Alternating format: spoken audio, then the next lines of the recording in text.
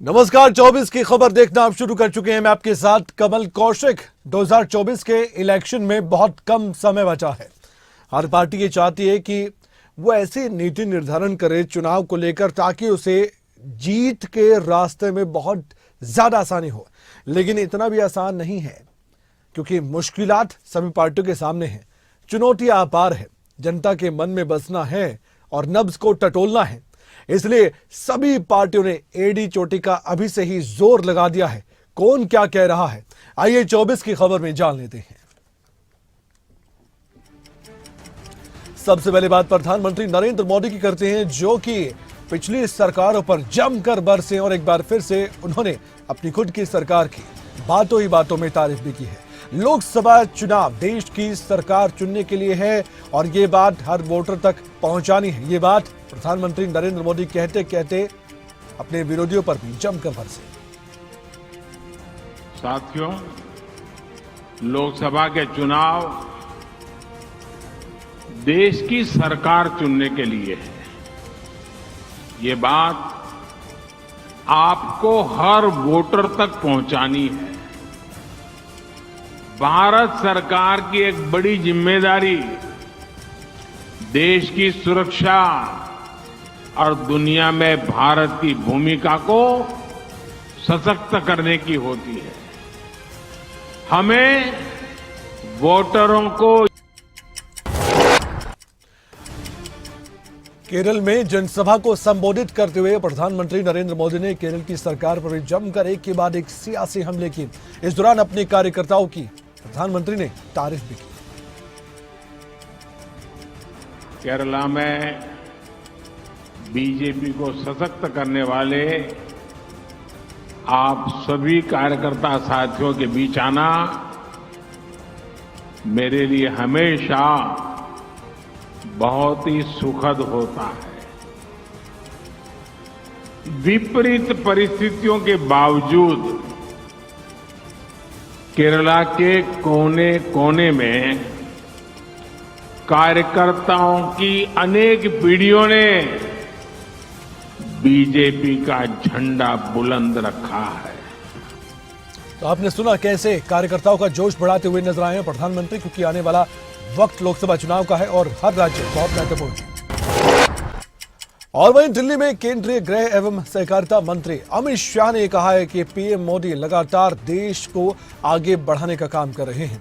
हमारी सरकार लगातार लोगों के भलाई के लिए काम भी कर चुकी है। अब देश को $5 ट्रिलियन की अर्थव्यवस्था बनाने में सहकारिता विभाग का क्या रोल हो सकता है, इस पर भी बड़ा मंथन चल रहा है।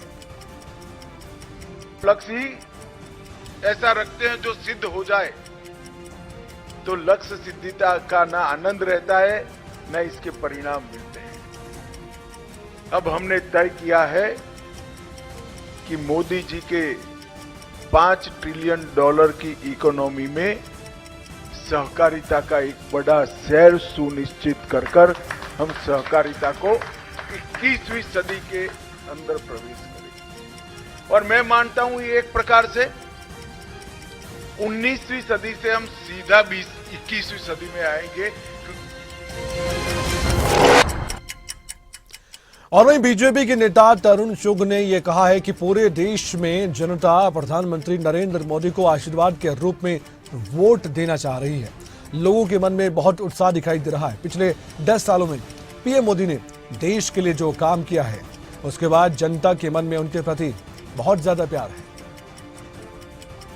देश के अंदर देश की जनता प्रधानमंत्री मोदी जी को आशीर्वाद रूप से वोट देना चाहती है। एक बहुत लोगों के मन में उत्साह है और वो उत्साह कि जो पिछले 10 वर्षों में मोदी जी ने इस देश के अंदर किया है, गरीबी को खत्म किया है, गरीबी को के खिलाफ एक बड़ी जंग लड़ी है, उससे जनता के मन में उनके प्रति अलग तरह का प्रेम है और मोदी जी को पूरे देश से आशीर्वाद मिला। दक्षिण भारत के लिए कुछ ऐसी तस्वीर बातचीत देश भर में जनता मोदी जी के किए हुए कामों से इतनी प्रसन्न है। और वहीं नागालैंड में भारत जोड़ो न्याय यात्रा के दौरान लोगों को संबोधित करते हुए राहुल गांधी ने एक बार फिर से बीजेपी पर जमकर निशाना साधते साधते पीएम मोदी को भी कटघरे में खड़ा कर दिया। उन्होंने कहा कि मणिपुर में जो हिंसा हुई है, हमारे प्रधानमंत्री वहां पर नहीं गए। एक भारतीय होने के नाते मुझे शर्मिंदगी महसूस हुई। Came to tell you that after what has happened in Manipur, the Prime Minister of India has not gone there. 아니면은 이송시사스 말리 다스바지 마니불로 이다 김지마스 농와 인디안 농와 프라임 미니스터에 단다시 발로 맞습니다. As an Indian person, I am ashamed that my Prime Minister has not been to Manipur yet. 아 인디안 농와스노 인디안 농와 프라임 미니스터 가디 마니불로 이다 김지마리바 맞습니다. 다시 아카빌레 Then और वहीं केंद्रीय मंत्री निशित प्रामाणिका ने एक बार फिर से कांग्रेस को निशाना पर लेते हुए सीधे सीधे राहुल गांधी पर भी पलटवार कर दिया। भारत जोड़ो न्याय यात्रा पर उन्होंने कहा कि जिस पार्टी की कोई विचारधारा ही नहीं है, उसकी जो तैयारियां वो धरी की धरी रह जाएगी। और ये तैयारी कैसे यात्रा की हो सकती है? भारत जुड़ा हुआ है पहले से ही। और उन्होंने कहा कि मैं राहुल गांधी को ये भी सलाह देना चाहता हूं कि वे परिवारवाद से बाहर आ जाएं।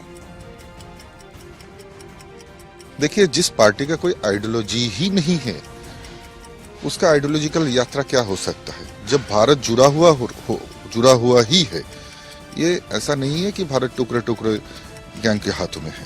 भारत जुड़ा हुआ ही है। तो मैं ये सलाह राहुल गांधी जी को देना चाहूंगा कि वो अपना परिवारवाद के बात से बाहर आए और उनका प्रोजेक्शन कम है।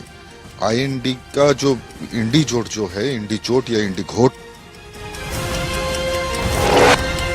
बीजेपी की तरफ से लगातार जो सियासी प्रहार हो रहे हैं, उस पर कांग्रेस के महासचिव और वरिष्ठ नेता जयराम रमेश ने जवाब दिया। उन्होंने कहा कि केंद्रीय मंत्री राजीव चंद्रशेखर यात्रा पर कुछ भी कहने वाले कौन होते हैं।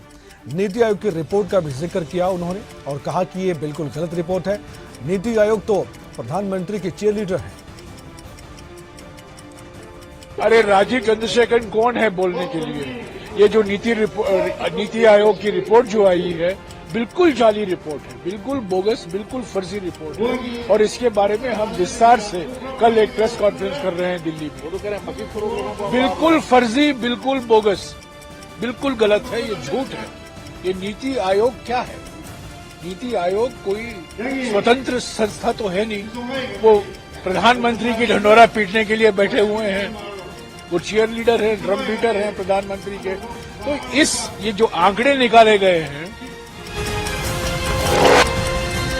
राहुल गांधी और इस तरह के बयानों पर केंद्रीय मंत्री अनुराग ठाकुर ने जमकर बड़ा पलटवार किया। उन्होंने कहा कि आज तक वो कहते थे कि 3 किलोमीटर दूर मंदिर बन रहा है, ये भी झूठा साबित हो गया। राजनीति करने वाले ये जरूर सुन लें कि वो सुर्खियों में आने के लिए जो मर्जी कहें, लेकिन राम मंदिर से वो दूरी बना रहे हैं और घमंडिया गठबंधन का असली चेहरा सबके सामने है।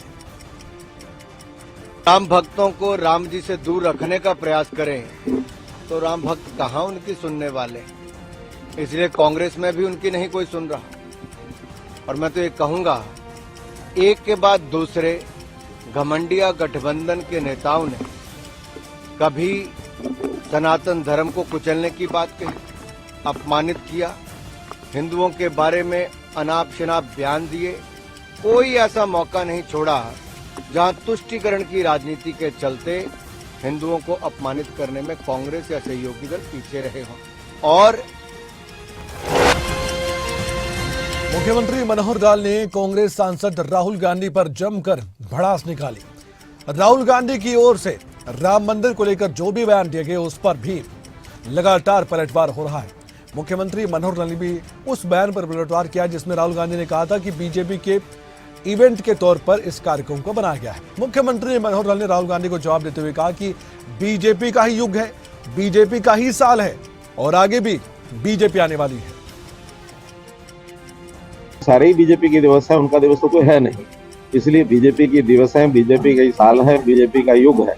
इसलिए इस बीजेपी युग में सब लोग अपने अपने बिस्तर को खोल करके बैठ जाए। बीजेपी आगे आने वाली, जनता सारी बीजेपी के साथ है। सारे ही बीजेपी के दिवस है, उनका दिवस तो कोई है नहीं। इसलिए बीजेपी की दिवस है, बीजेपी का ही साल है, बीजेपी का युग है। इसलिए इस बीजेपी युग में सब लोग अपने अपने बिस्तर को खोल करके बैठ जाए। बीजेपी आगे आने वाली, जनता सारी बीजेपी के साथ।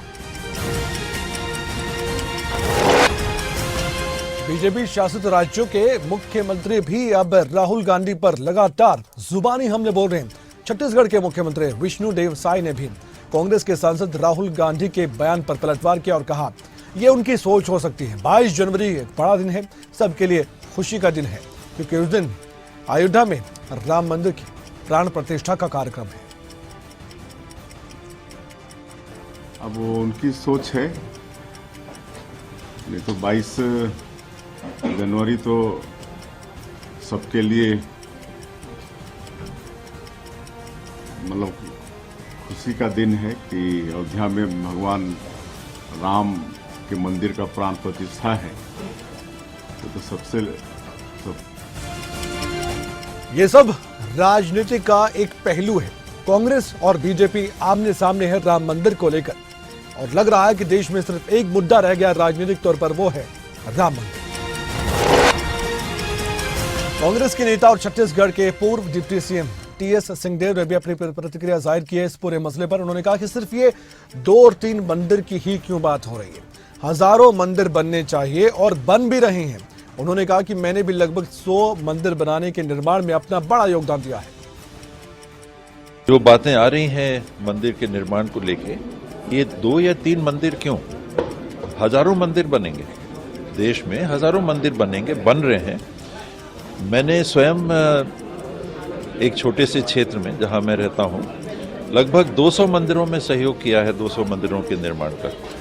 वो अखबार में नहीं छपता, मीडिया में नहीं आता, और लोगों की आस्था से जुड़ा हुआ है, और ये सतत क्रिया प्रक्रिया चल रही है, चलती जाएगी आने वाले समय में। और पब्लिसाइज करके 2-3 जगहों का राजनीतिक लाभ लेने के लिए जो भारतीय जनता पार्टी पहल कर रही है, आरएसएस और विश्व हिंदू परिषद के माध्यम।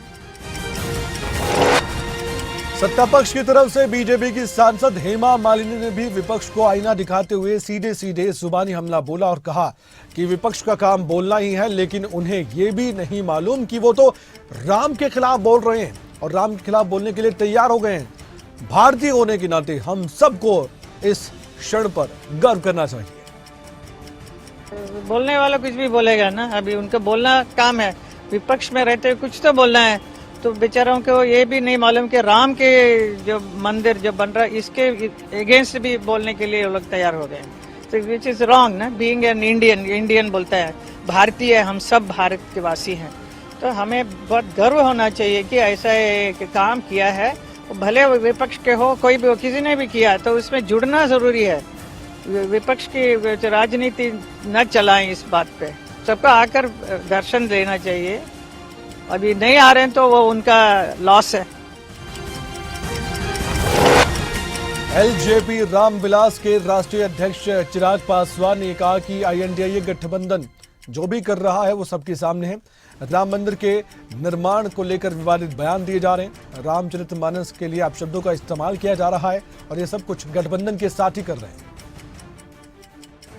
राम को गाली देना, राम मंदिर के निर्माण को लेकर विवादित बातें करना, रामचरितमानस को लेकर अपशब्दों का इस्तेमाल करना, ये इस गठबंधन के घटक दलों की आदत ही बन गई है, और ये इनको सूट भी करता है, क्योंकि जिस तरीके की राजनीति करने के ये लोग आदी हैं, इन्होंने हमेशा से तुष्टीकरण की ही राजनीति की है, हमेशा से अपीजमेंट पॉलिटिक्स का ही रास्ता इन लोगों ने अपनाया है। और यही कारण है कि जो विषय दशकों पहले हल हो जाना चाहिए था, देश की एक बड़ी आबादी है राम भक्तों की, जो भगवान राम में आस्था रखते हैं, जो राम मंदिर के निर्माण को लेकर लंबे समय से सपना सुजो के बैठे थे।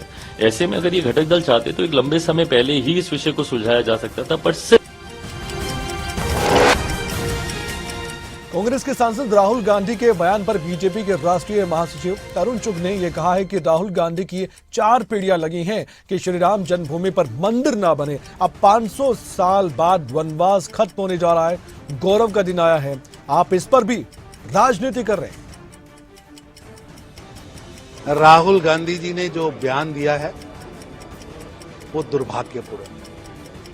आपकी 4 पीढ़ियां लगी हैं कि श्री राम जन्मभूमि पर मंदिर ना बने। 7 दशक भगवान राम की जन्मभूमि पर मंदिर रुकवाने का काम आजादी के बाद, वो घोर पाप आपने किया। यहां तक कि एफिडेविट दे दिया कि भगवान राम का अस्तित्व भी नहीं हुआ था। अब 500 साल बाद वनवास खत्म हुआ है, गौरव का दिन आया है। भारत के प्रधानमंत्री और वहीं कांग्रेस की नेता कुमारी सैलजा ने बीजेपी पर जमकर सियासी प्रहार किया और ये कहा कि बीजेपी जुमलों की सरकार है।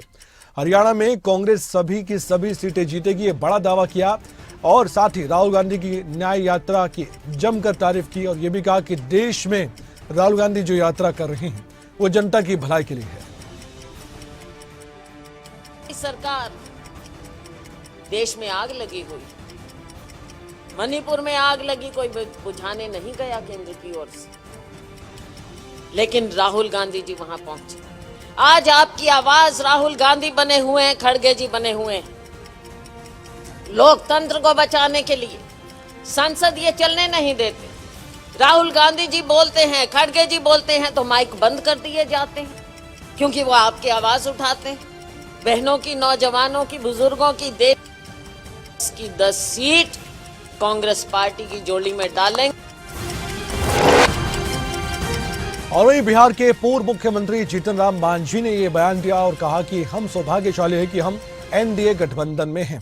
यहां किसी प्रकार की कोई भी फूट नहीं होती है, जबकि गठबंधन गठबंधन में आपस में विवाद चल रहे हैं। हर सीट पर एनडीए की जीत सुनिश्चित हो, इस पर हम लगातार काम कर रहे हैं।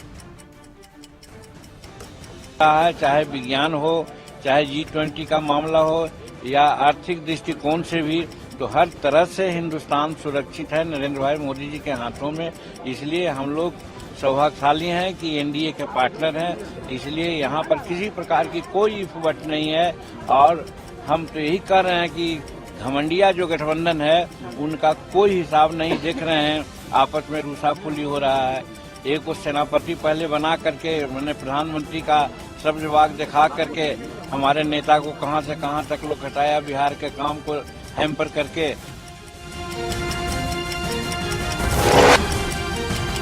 छत्तीसगढ़ के पूर्व उप मुख्यमंत्री और कांग्रेस के नेता टीएस सिंहदेव ने कहा है कि आने वाले लोकसभा चुनाव के लिए घोषणा पत्र बनाने के लिए समिति का गठन किया गया है। समिति के चेयरपर्सन पी चिदम्बरम हैं और मैं संयोजक हूं। हमारे अतिरिक्त समिति में 15 और भी सदस्य हैं और समिति के सदस्य ने 2 राज्यों को चिन्हित कर लिया है और इन राज्यों में विचारों का आदान प्रदान होगा। चिदम्बरम सर ने बताया अखिल भारतीय कांग्रेस कमेटी के अध्यक्ष ने आने वाले लोकसभा चुनाव के लिए घोषणा पत्र बनाने के लिए समिति का निर्माण किया है। चिदम्बरम सर उसके चेयरपर्सन है, मुझे संयोजक की जवाबदारी दी गई है। हम दोनों के अतिरिक्त 15 और सदस्य हैं इस समिति में। समिति के सदस्यों ने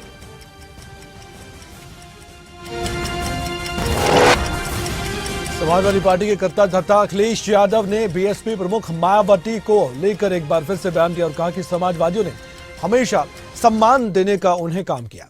मुझे वो समय भी याद है जब समाजवादियों ने यह भी संकल्प लिया था कि देश के प्रधानमंत्री उस वर्ग से हो जिन्होंने समाज की तमाम बुराइयों का सामना किया है।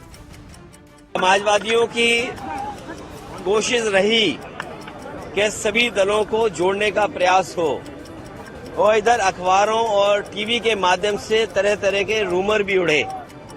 हमारी कोशिश लगातार रहेगी कि इंडिया गठबंधन कैसे मजबूत हो, इंडिया गठबंधन में कैसे और दल जुड़े। जहां तक आप बहुजन समाज पार्टी के बारे में कह रहे हैं, समाजवादियों ने तो सम्मान देने का काम किया है और हमेशा सम्मान कैसे बढ़े उसका भी कभी आपने देखा होगा। मुझे तो वो समय याद है जब समाजवादी जम्मू कश्मीर के पूर्व सीएम और नेशनल कॉन्फ्रेंस के अध्यक्ष फारूक अब्दुल्ला ने केंद्र सरकार पर फिर से जुबानी हमला बोला और कहा कि मैंने कभी किसी राज्य को केंद्र शासित प्रदेश बनते नहीं देखा, बल्कि मैंने तो केवल एक केंद्र शासित प्रदेश को राज्य बनते देखा है। अब कश्मीर में समस्याओं को सुनने वाला कोई नहीं है, इसे केवल आप यानी यहाँ रहने वाले हिंदू, मुस्लिम, सिख और ईसाई ही बदल सकते हैं। मैंने कभी नहीं देखा कि रियासत को यूनियन टेरिटरी बनाया जाए। मैंने यूनियन टेरिटरीज को स्टेट बनते देखा है। मैंने ये नहीं देखा जो आज यहां हो रहा है। सारे अफसर बाहर के, वो क्या जाने आप कौन है, कहां से, अभी तकलीफ क्या है। उमर साहब के वक्त में और मेरे वक्त में और शरीफ के वक्त में सेक्रेटेरिएट में इतना रश होता था लोगों का कि आप चल नहीं सकते थे। बैठे। हरियाणा के कैबिनेट मंत्री जेपी दलाल ने कांग्रेस पर जमकर निशाना साधा और ये भी कहा कि कांग्रेस में सभी नेता आपस में लड़ते रहते हैं। कांग्रेस में सभी के बीच कांग्रेस पर कब्जा करने की आपसी लड़ाई है। कांग्रेस आलाकमान भी जानबूझकर सभी नेताओं को लड़वाना चाहता है। इस पे जो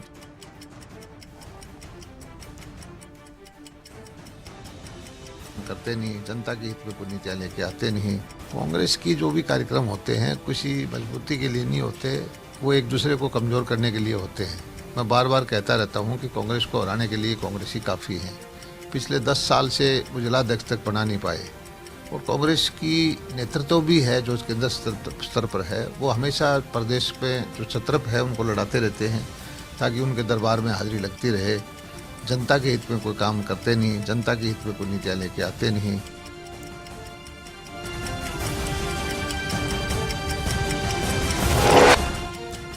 लोकसभा चुनाव के बाद हरियाणा में विधानसभा के चुनाव है और उसी को लेकर नेता अभी से ही बयानबाजी कर रहे हैं। हरियाणा कांग्रेस पर निशाना साधते हुए बीजेपी के वरिष्ठ नेता ओम प्रकाश धनखड़ ने भी ये कहा है कि ये कौन सी कांग्रेस कर रही है और क्या कर रही है समझ से परे है। इसके लिए संगठन की जरूरत होती है।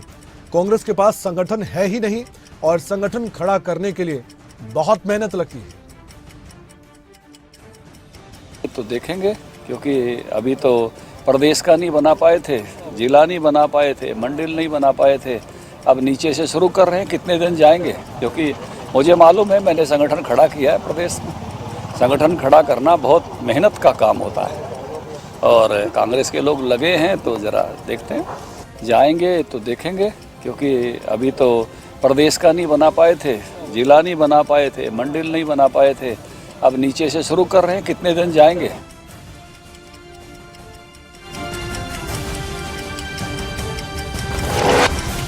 और वहीं कांग्रेस की नेता किरण चौधरी ने भी बीजेपी सरकार को जमकर अपने शब्दों की लपेटे में लिया और ये भी कहा कि आज प्रधानमंत्री मोदी गारंटी की बात करते हैं, लेकिन वो आज तक कोई भी गारंटी पूरा नहीं कर पाए। महिलाओं को धुआं मुक्त करूंगा। बताओ बहनों, धुआं मुक्त हो गई क्या तुम लोग? पता नहीं कितनी कितनी गारंटी दे रहे हैं। 5 लाख की गारंटी जो है स्वास्थ्य के लिए, कहाँ है वो 5 लाख? हमें नहीं नजर आता। गारंटी देते हैं जनता को कि उनको नौकरी देंगे। आज जो है हरियाणा बेरोजगारी में नंबर 1 पर है। सबसे शर्म की बात ये है, हमारे नौजवान बच्चे जो हैं वो जो हैं हताश हैं, उन्हें मालूम नहीं हम कहाँ जाएं। आने वाला समय उनको अंधकार नजर आता है। इसी तरह से हमारा किसान भाई, उसको गारंटी देते हैं कि हर साल 6,000 रुपए आपके खाते।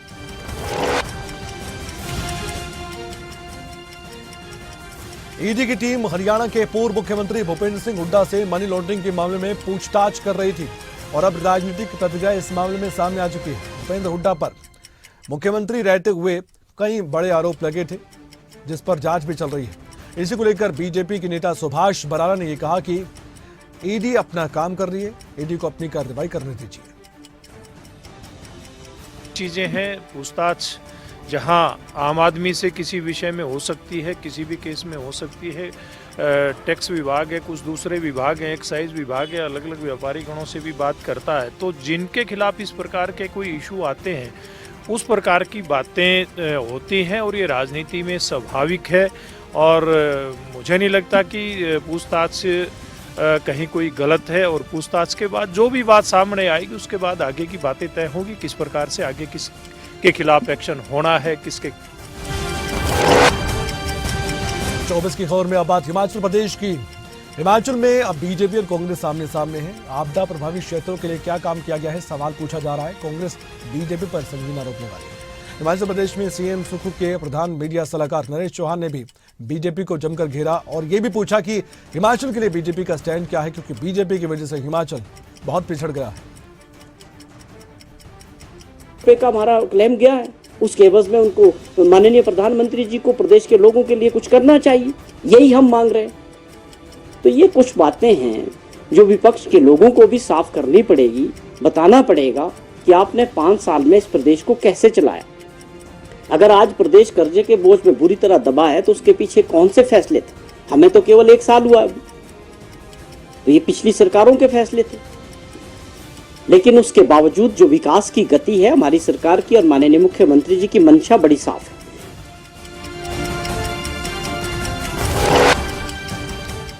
है 2024 का चुनाव बहुत नजदीक है।